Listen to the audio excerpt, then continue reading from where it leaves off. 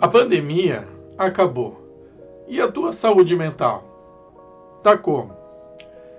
Amantes da filosofia e dos podcasts, hoje trago para vocês o resgate de uma entrevista que eu fiz com a psicóloga Andréa Beregaray lá em 2020, ainda no início da pandemia, onde ela falou e trouxe diversas constatações e reflexões sobre a saúde mental, principalmente nos tempos atuais.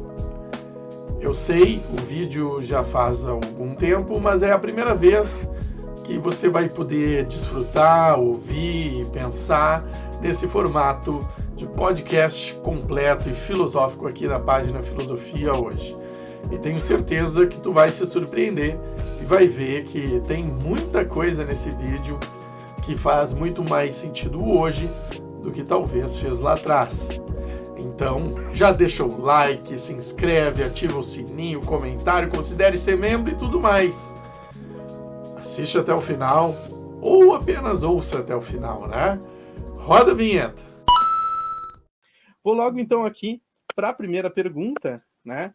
Que seria justamente sobre quais os principais cuidados que a gente deve ter com a saúde mental, que estamos isolados, ou estamos com medo, ou ainda perdemos parentes, perdemos amigos. Eu perdi um tio, um avô, e uma amiga muito próxima que era como uma terceira avó para minha filha, né?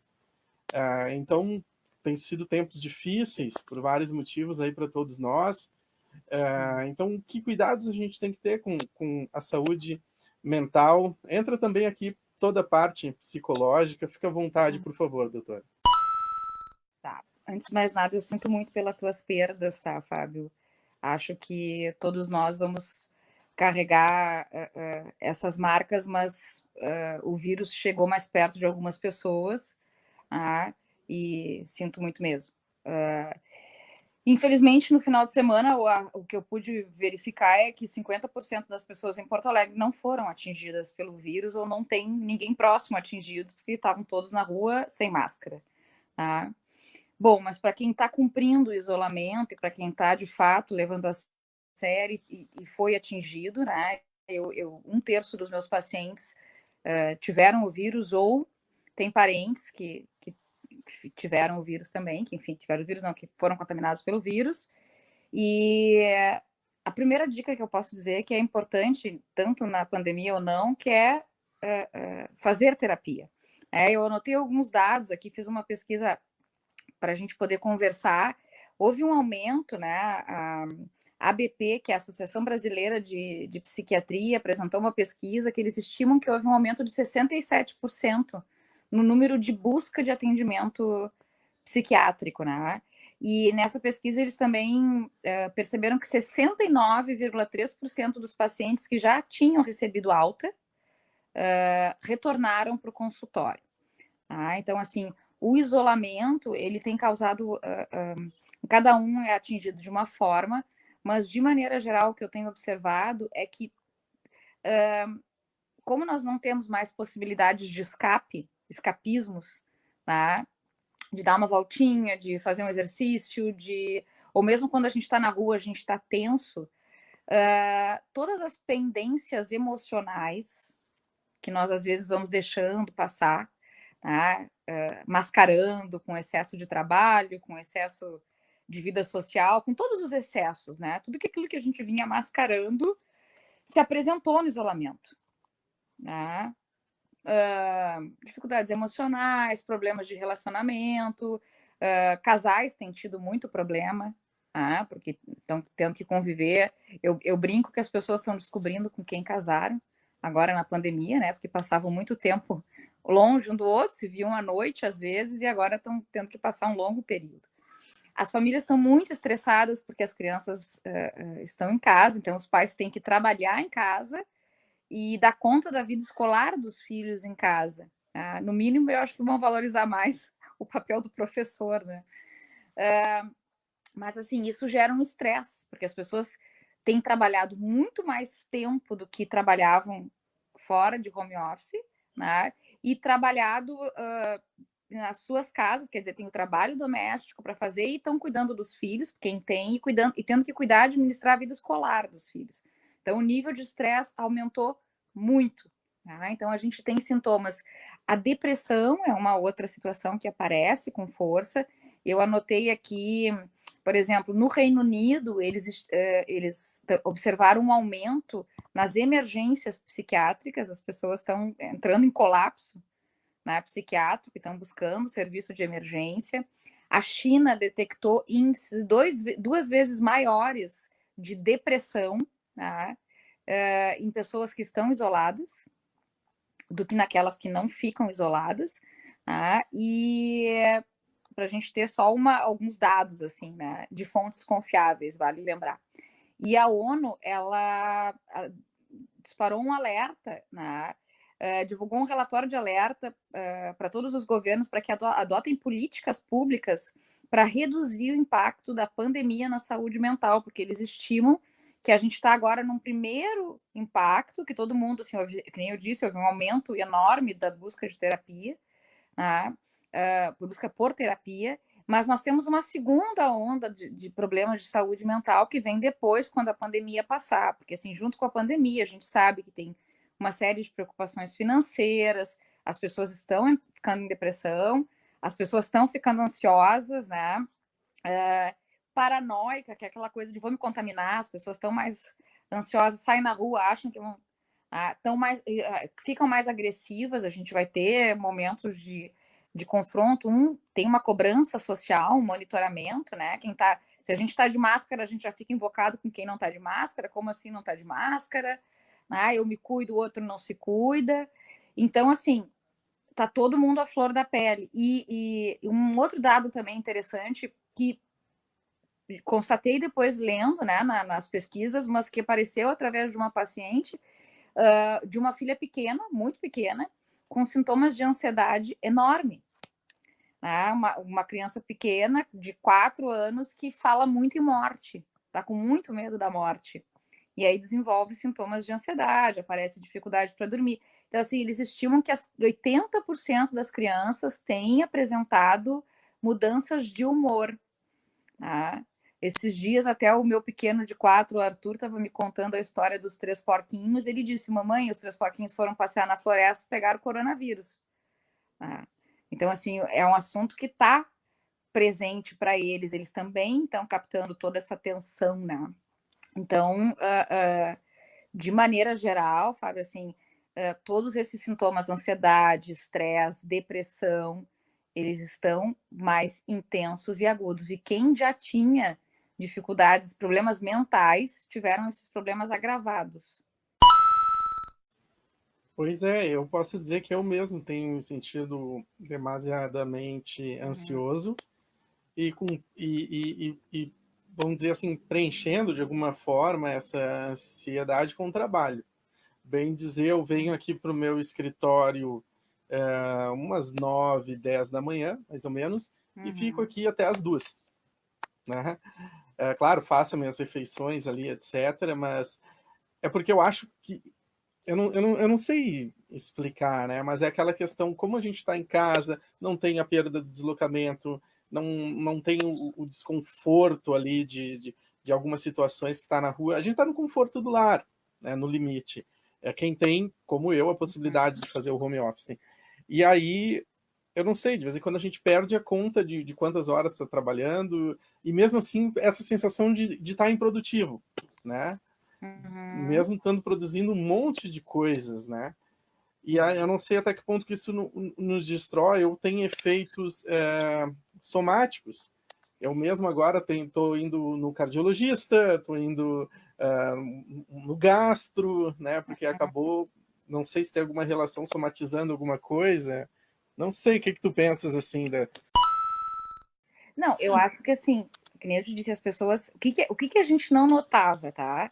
Parece bobagem, mas aqueles pequenos. Hoje um paciente me disse ainda: ai, que saudade de andar de ônibus. Ele viu alguém dormindo no vidro do ônibus. Ele disse: ai, que saudade dessas pequenas coisas, de dormir em paz encostado num vidro. A gente não encosta em mais nada. Tá?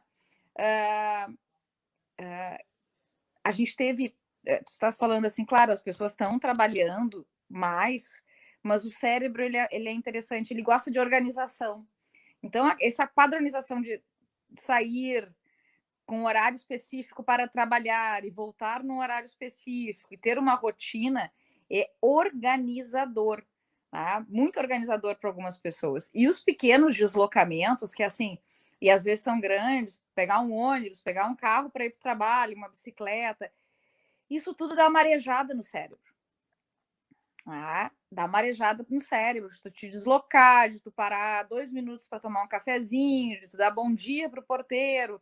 Tudo isso parece tão pequeno, né, Fábio? Mas tudo isso vai aliviando o teu cérebro e vai te dando uma sensação, porque isso é uma coisa delicada, assim, o ser humano dentro de casa, a gente se descuida, eu sempre aconselho que a gente possa se vestir, senão a gente fica de pijama, se vestir com a roupa que a gente vai trabalhar. Eu, quando quero me organizar, se eu estou muito desorganizada mentalmente, eu ando de salto em casa. Eu tomo um banho, me arrumo e ponho um salto alto como se eu fosse para a rua. Porque isso nos estrutura, nos organiza emocionalmente. Porque se a gente começar a ficar de pijama, de pantufa, mesmo que a gente esteja trabalhando na frente do computador, o corpo vai sendo abandonado e negligenciado.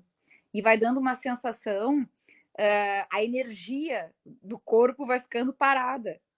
Porque esses pequenos deslocamentos nos colocam em movimento. Eu estimo que depois que a gente tiver que voltar para o pique, talvez a gente vai voltar de forma eufórica, ou a gente vai sofrer um pouco, assim, tipo panda, assim, para pegar o ritmo, né? Então, claro, assim, no primeiro momento da pandemia, todo mundo saiu se exercitando, todo mundo saiu, assim, um pouco maníaco, vamos enfrentar isso em 2, 3 meses, todo mundo, né? E isso se estendeu, vai se estender, porque o Brasil não cumpre adequadamente abre e fecha, então a gente está sempre com os números oscilando e aumentando, né? Então a gente tem ainda um bom período de estresse e pandemia pela frente, tá? Isso significa que a gente tem que se reorganizar constantemente, né? Primeiro a gente achou que em um mês estava resolvido. Agora a gente já está contando que, bom, vamos até o final do ano nisso. Com fé. Vamos ver o que ela está colocando, Lene. Acho que a ansiedade vem também para pensar quando tudo isso vai passar e como será o nosso novo normal, né? E esses questionamentos ajudam a nos deixar expostos à ansiedade. E se não cuidar, vira depressão. Lene, assim, o que eu digo? A gente foi roubado da possibilidade de fazer planos. Então, por exemplo, quando a gente está muito estressado no trabalho, a gente diz assim, eu vou tirar umas férias. Agora a gente não pode dizer isso. A gente não sabe se a gente vai tirar férias, a gente não sabe quando a gente vai tirar férias. E se a gente tirar férias, a gente não sabe qual vai ser o resultado, porque, assim, atinge os mais velhos, mas, na verdade, ninguém tem garantia de nada. Né? Tem gente jovem que acaba sendo contaminada e morre. Então, assim, a gente se expõe numa loteria. Tá? Então, a gente foi roubado da possibilidade de se planejar. Eu digo que a gente está vivendo como no lema dos alcoólicos anônimos, e talvez isso depois nos favoreça, né? A gente possa usar de forma positiva, que é um dia depois do outro. Hoje, nosso dia está sendo assim. Hoje a gente se programou para tal situação. Tá? Amanhã eu não sei. Mês que vem eu não sei como é que vão estar as coisas. Né? Então, só por hoje a gente tem que se programar. Mas, assim, aproveitando, acho que para a psicologia tem uma questão importante. Nós adiamos muito tempo o debate do atendimento online, mas a pandemia tornou urgente esse debate e trouxe... As pessoas se deram conta que elas podem ser atendidas por qualquer pessoa, por qualquer profissional, em qualquer lugar. Então, isso aumentou a busca de atendimento. Hoje as pessoas te acionam, estão assistindo aqui, sei lá, lá do Nordeste, eu quero ser atendida por ti. Ok, as pessoas estão buscando. O atendimento está facilitado. As pessoas, eu não tenho horário para ir na terapia. Não, agora tem. Agora está todo mundo em casa, a gente pode pegar o telefonezinho, que a gente gasta bastante tempo, e fazer uma consulta para poder ter um espaço de fala que nos ajude exatamente a aliviar os sintomas depressivos, a se organizar e, se necessário, o encaminhamento para uma avaliação psiquiátrica, né?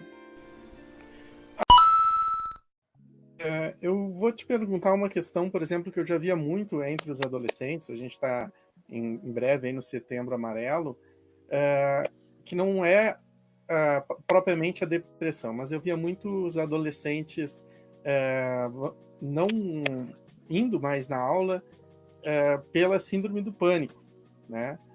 Tu achas que, por exemplo, essa situação que a mim abala muito, saber que tem um vírus mortal lá fora, né? Uhum.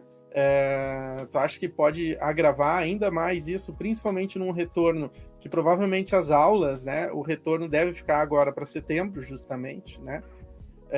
E os dados mostram que vai ser um retorno precipitado, né? Uhum. Até com base em experiência em outros países que estavam em pontos mais baixos da curva de contaminação e foi precipitado, né? O que tu pensas disso, por favor? Não, assim, primeiro sobre Setembro Amarelo, né, Fábio? Assim, vale dizer que a gente teve um aumento de 30% nos números do suicídio. Tá? Então, a pandemia agravou uma situação que já vinha crescendo. Tá? No ano passado, em Porto Alegre, nós já tínhamos um aumento, até agosto, nós já tínhamos batido os números do ano anterior, né, de 2018, nós já tínhamos, em agosto de 2019, batido esses números. Então, a gente já tinha a desesperança, o caos social, a desorganização, essa polarização, esses confrontos. Eu indico sempre para quem tem ansiedade, depressão, dar um tempo das redes, porque isso aumenta sintomas de ansiedade e depressão, porque as redes têm virado um palco de destilar ódio, né? Ao invés das pessoas buscarem terapia... Um ambiente tóxico, né? Eu me sinto intoxicado. Ao invés de se tratar, as pessoas vão para as redes descarregar seu ódio. Tá? Então, e uns agredirem os outros, perdendo completamente a noção de limite. Então, nós tivemos esse aumento nos índices de suicídio, porque pessoas solitárias agora experimentam a solidão na sua forma mais cruel, né? Elas não podem... A gente perdeu, Fábio, a possibilidade de tocar as pessoas. E isso vai fazendo muita falta a longo prazo. A gente não pode abraçar, tocar, a gente não pode ver os amigos, né? Quantos amigos tu não vê há tanto tempo? Inclusive, no primeiro momento, as pessoas pararam até de se falar virtualmente como uma forma de defesa, assim. Mas a gente está estendendo esse período de isolamento do toque, né? Muitas pessoas, por exemplo, pacientes solteiros, relatam que eles nem entram nesses programas de relacionamento, nesses aplicativos, porque tipo, e aí? O que vai acontecer depois? Não tem um depois. As pessoas vão conversar e vão flertar e tal, mas não podem se encontrar, não há um depois. Uma outra fonte, que a vida sexual das pessoas ficou muito restrita, né, dos solteiros especialmente, assim. Inclusive está se separando em grupos, né? A gente já separa até a posição política das pessoas nesse momento, porque os pacientes relatam assim, eu estou falando com fulano no Tinder, ele quer me encontrar amanhã, não vou encontrar esse cara, pronto, já tirei ele da minha lista. Então, enfim, mas há um isolamento, as pessoas relatam assim, carência sexual, a vida sexual é uma fonte para desestressar, é uma fonte de prazer, é uma fonte importante, assim, e nós tivemos as nossas recompensas, nosso cérebro ficou restrito de recompensas. A gente tem descontado na comida, tá? Porque a gente está isolado, e houve um aumento significativo do consumo de álcool. As pessoas têm bebido mais, comido mais, aumentado os sintomas de ansiedade, aumentado os sintomas de depressão. Então, tu imagina, isso a gente tem mais, digamos, meio ano pela frente, o quanto isso tende a se agravar, e depois a gente tem um período de abertura em que as pessoas não vão estar legal quando essa bendita vacina, tudo der certo, chegar. Bem complicado. Eu posso dizer que no início, realmente, eu me perdi um pouco aí no que tu disseste. Quem tá pagando o preço é meu fígado agora, mas eu tô tendo todo cuidado, procurando os médicos, mas eu vou te dizer que fica receoso até de ir no hospital, né? Eu fui no hospital assim, que nem o ninja, né? Com capuz, com a máscara, com um casaco que tapava até a mão, tudo. Cheguei direto na máquina de lavar. A gente começa a ficar tipo uma paranoia e começa a ver o seguinte: todas aquelas pessoas que faziam o discurso da gripezinha, não sei o que, contaminadas. algumas na UTI, outras até vindo a óbito, etc. Tu falaste das redes sociais, mas às vezes a própria TV, e essa guerra política ela entrou na TV. Bem dizer, tu tem a Globo, que só fala da pandemia, dos erros do governo, de quantas pessoas estão morrendo, etc, etc. E ao mesmo tempo tu tem as outras redes ali, Record, etc, dizendo que isso é mentira e exaltando o governo, e etc. E a pessoa minimamente esclarecida sabe que a verdade não está com nenhuma das duas. Embora o lado que trabalha com dados, com números, com estatísticas, por mais que elas sejam agressivas para nós, eu creio que está mais próximo da verdade do que o lado que só lida com o discurso, né? Mas mesmo assim, até a TV está difícil da gente encarar. Está difícil da gente encarar a realidade. E, por exemplo, ali tu falaste em fugas e da necessidade da terapia. O que tu pensa, assim, que nesse momento pode ser uma fuga saudável para quem, por exemplo, está realmente respeitando o isolamento, que tem a condição do home office, né? Porque eu, por exemplo, assim, eu moro numa comunidade aqui, né, a Ípica, e aí eu presencio que muitos vizinhos, etc., não têm condição, nem nunca tiveram de fazer o home office, né? Desde aquele senhor que recolhe o lixo na rua, até o motorista do ônibus, o policial, etc., pessoas que não têm essa condição de fazer o home office, né? Então, tanto para quem pode fazer o home office ou para quem não pode, né? O que tu acha que nesse momento, já que a gente está restrito de tanta coisa, pode ser, além da terapia, uma válvula de escape, ali, como tu disseste, interessante? Assim, para quem não está podendo fazer o home office, né, Fábio? As pessoas estão vivendo normal, mas com medo. Né? As pessoas estão indo trabalhar, estão na rua, mas com medo. Inclusive, negar ou dizer que é só uma gripezinha, as pessoas, né, dizerem isso é uma forma de negar o perigo. É um mecanismo de defesa, né, que a gente chama, um mecanismo de defesa do ego, para se proteger da realidade. Bom, eu tenho que sair, né? Eu não tenho como deixar de trabalhar, ou eu corro um risco, então faz de conta que esse risco não existe. Claro que aqueles que fazem home office têm essa condição e ignoram, é por ignorância mesmo, né? Mas para quem tem que enfrentar isso, é um mecanismo de defesa necessário para o enfrentamento. Então, quem está na rua está sobrecarregado com estresse, mas está se protegendo, é como tu disseste, até às vezes a pessoa que está ali na rua mexendo no lixo, ela está de máscara. Eles têm uma noção de proteção e tal, e às vezes o sujeito que está em home office ignora, enfim, intencionalmente esses riscos. Acho que é tentar, como eu te disse, assim, manter o mais próximo do que a gente tinha na rotina, que é buscar ter um cuidado pessoal, manter alguns horários básicos de rotina. Se tu me perguntar as estratégias que eu uso, um banho quente num momento específico, quando eu atendo o dia inteiro, estou estressada, termino meu dia, eu me permito um banho quente. Tá?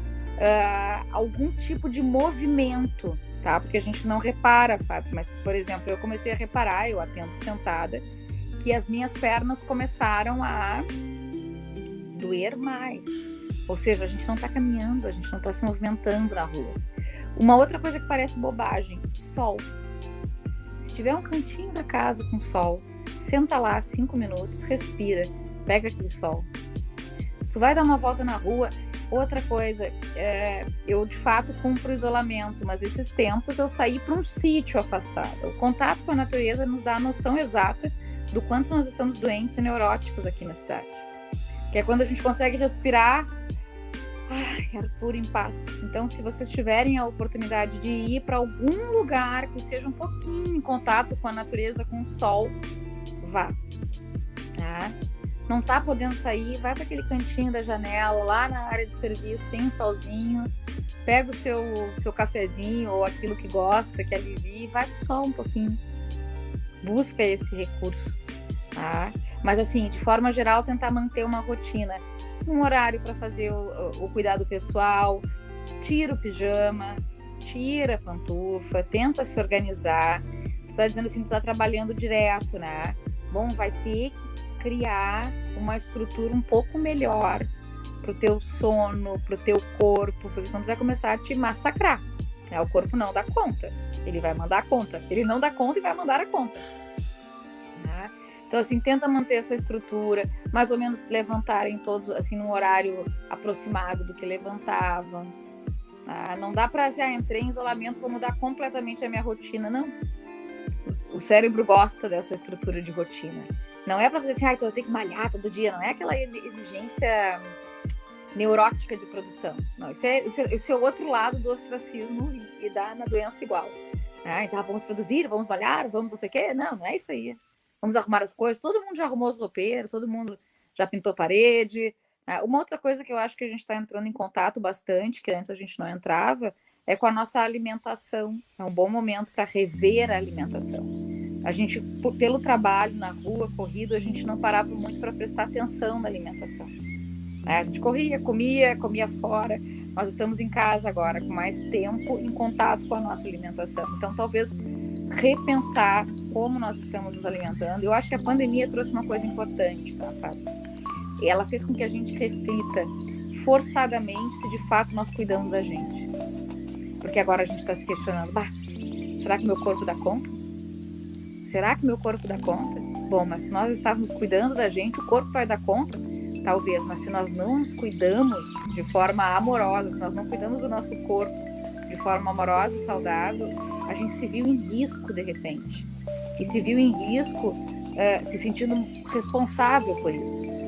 Então a gente sabe, por exemplo, que a imunidade é importante, a gente está com um astral melhor, não entrar em frequências vou dizer de novo, deem um tempo das redes, tira o celular de perto, no sentido de se desintoxicar da raiva das redes, porque isso até baixa a nossa imunidade. Tentar, quer ler, acho importante a gente saber sobre a pandemia. Então vamos fazer o seguinte, vamos buscar fontes confiáveis, e uma vez por semana a gente vai lá e se informa. Tocamos a nossa vida dentro de uma estrutura semelhante àquela que a gente tinha fora da pandemia, para que quando a vacina chegar, a gente não sinta essa passagem para a abertura de uma forma tão violenta.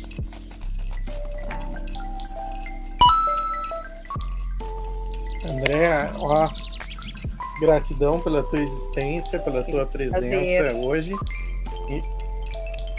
Eu que agradeço demais. Acho que foi muito importante. Eu vou ter que rever várias posturas minhas aí, né, nesses últimos dias, só pela nossa breve conversa aqui. Então foi algo para a construção da minha pessoa muito importante nesse momento tão difícil que tem sido, né? E claro, como eu estou envolvido com a política até o último fio do cabelo, né? Eu penso também o mal que o nosso governo, em especial o presidente da República, ao investir na polarização, ao investir nas mentiras, no discurso sem lógica, anticientífico, colocar as pessoas uma contra a outra, transformar o vírus numa questão política, o quanto isso também vai ter um impacto, não só nessas mortes agora do corona, por não estar... A gente não tem nem ministro da saúde, né? Quem dirá, então, seguir as questões da OMS? Mas pensando depois nas questões psicológicas. E como tu disse, o próprio índice do suicídio já estourou agora, isso é algo que não está na grande mídia, ninguém está falando, até porque a grande mídia tem muito receio de falar com suicídio, com medo que isso gere uma onda, né, que faça pessoas replicarem isso, né? Assim, a gente tem um momento bem importante no suicídio de fato, eu acho que isso precisa ser falado. A minha posição em relação ao presidente tu conhece, como ele disse, em relação à ditadura, fazer o que se vão morrer 30 mil? Então, eu acho que a gente sabia que ele não tinha essa responsabilidade, porque esse tipo de responsabilidade exige empatia, e empatia é algo que nós sabemos que ele não possui, né? E acredito que a história e algum tribunal internacional possa julgá-lo por isso, porque de fato, sem dúvida, essas aglomerações que ele promove, esse discurso. Esses dias eu entrei num estabelecimento comercial e ele disse: não preciso usar máscara aqui. Claro que daí eu botei a máscara até aqui, né? E aí eu já sabia, inclusive, em quem ele tinha votado, porque ele me disse que ele não usava máscara, porque qualquer coisa ele usava o remédio X, Y lá. Mas acho que também a pandemia está nos mostrando, né, Fábio, que os cientistas, os professores, a pesquisa, né, que tanto se atacou e tanto malharam, quer dizer, são cientistas agora, os nossos super-heróis, né? Estamos nas mãos deles para que eles nos apresentem uma vacina. São os pesquisadores, precisamos investir em pesquisa científica, é fundamental, a humanidade depende disso. E é só uma pessoa muito ignorante para achar o contrário. Eu brinco que como é que eles diziam, os pesquisadores, os que era para cortar a verba dos maconheiros das universidades públicas, né? Que esses pesquisadores que foram tão atacados agora têm um reconhecimento merecido, né? Assim como os professores que estão extremamente sobrecarregados na pandemia, trabalhando enlouquecidamente, e também lembrando sobre a saúde mental dos policiais, porque o índice de policiais contaminados é altíssimo, assim como o índice de suicídio entre eles. Então esses profissionais... Setembro Amarelo, com as profissões que mais se matam, né, que mais cometem suicídio, são os profissionais da saúde e são os policiais. São as duas profissões que mais cometem suicídio e são os que estão na linha de frente agora nessa pandemia. Então eu estimo uma onda de suicídios muito alta entre os profissionais de saúde, muito grande, porque quando eles saírem desse horror que eles estão vivendo, eles vão ter perdido colegas, eles vão ter assistido muitas mortes por dia, eles estão extremamente estressados e se arriscaram por uma população egoísta, né, que não é capaz de usar máscara. Então, assim, eles vão estar muito, muito esgotados. E os policiais, especialmente os militares, mas também a civil que está recebendo o militar ali dentro das delegacias, eles também estão sendo profundamente atingidos pelo vírus e estão perdendo colegas, tanto pelo suicídio quanto pelo vírus. Então, além do estresse do trabalho, da violência que eles já têm que lidar, eles têm que lidar com esse temor, e por mais que rejeitem a ideia, eles estão sendo atingidos. Né? Então, isso é muito sério, mas marcamos sim para setembro. Vamos conciliar essas agendas. Tá bem, Fábio? Vamos, então, agradeço demais aí a tua presença mais uma vez, e a todos vocês que assistiram. Se ainda não compartilharam, compartilhem, curtam, porque daí mais pessoas podem assistir. Agradeço muito você que assistiu até aqui. Então, por favor, deixa um like, um comentário, se inscreve no canal, ativa o sininho. E se puder, por favor, seja membro do canal. A partir de R$ 1,99 você ajuda com essa pequena contribuição, faz uma grande diferença para a filosofia hoje no Brasil. Assista mais um vídeo nosso. Obrigado, valeu e até a próxima.